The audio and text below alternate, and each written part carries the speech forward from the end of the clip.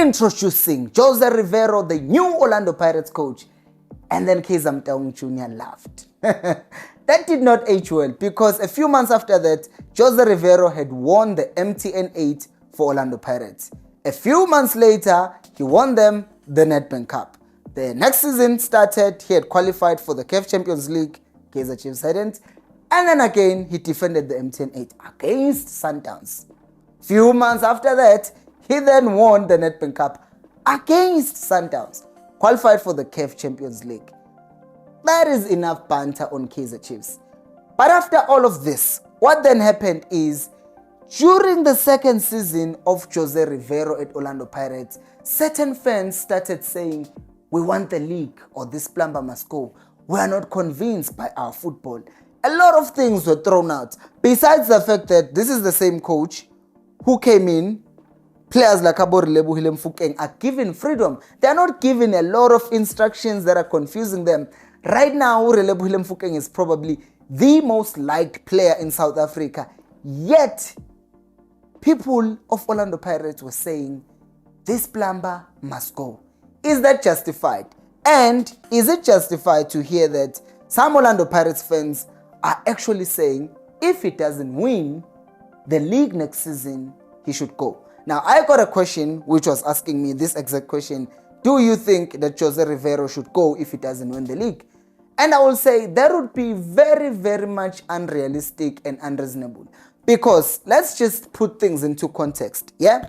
So, if you are playing the Nedbank Cup, the MTN 8, you have to win the quarterfinals, win the 2 semifinals, and win the final. How many games? 4 games, right? Great.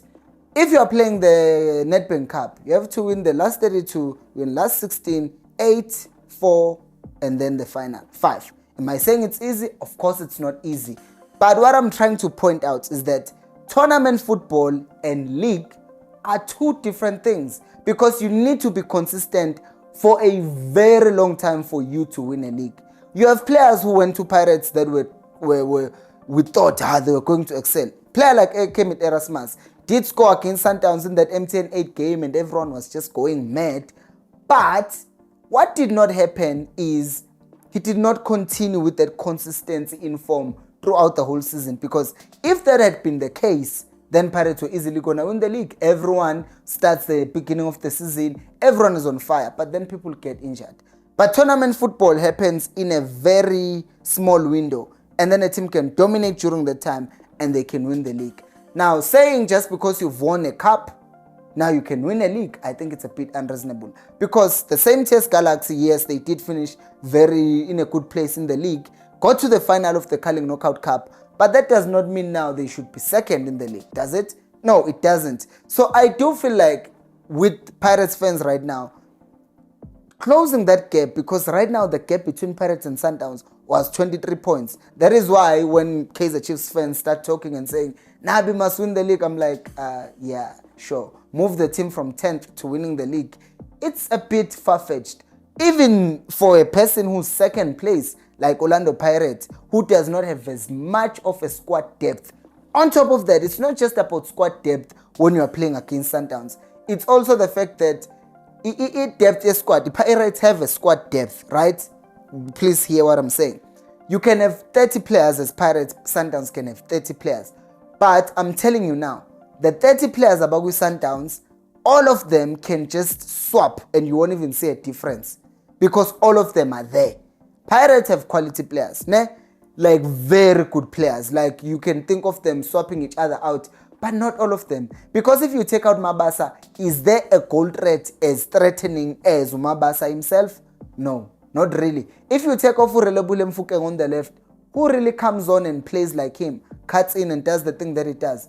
Not really anyone, because they can push Uhoto to that side, but it's a different profile of a player. If you even take, let's say, Udlamini, you play him that side, he's not really a player for that side. But if you think of Sundowns, if Umtao gets injured, guess who comes on?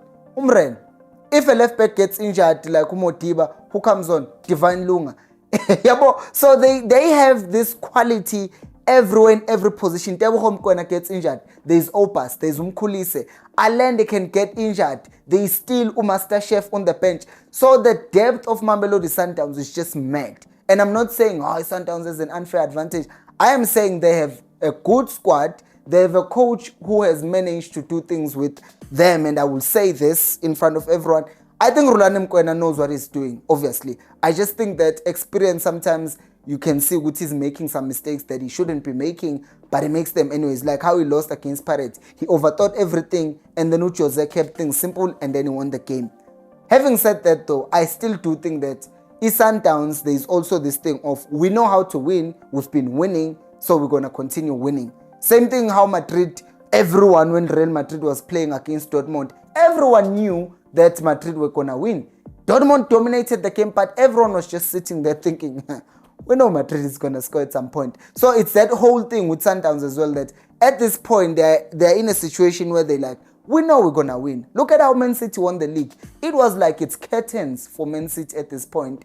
Arsenal are coming in, but those ones just relaxed, continued playing football, and then they ended up winning the league. So what I'm trying to say here is that I think it's unrealistic to just say, oh yeah, Jose won 2 cups, now it's time to win the league. But I am saying that since the other games that Pirates lost against Cape Town Spurs, against these other teams that they shouldn't have lost against, if Pirates can now just make sure they don't lose those games, the gap might maybe there. We might have a title race that is closer.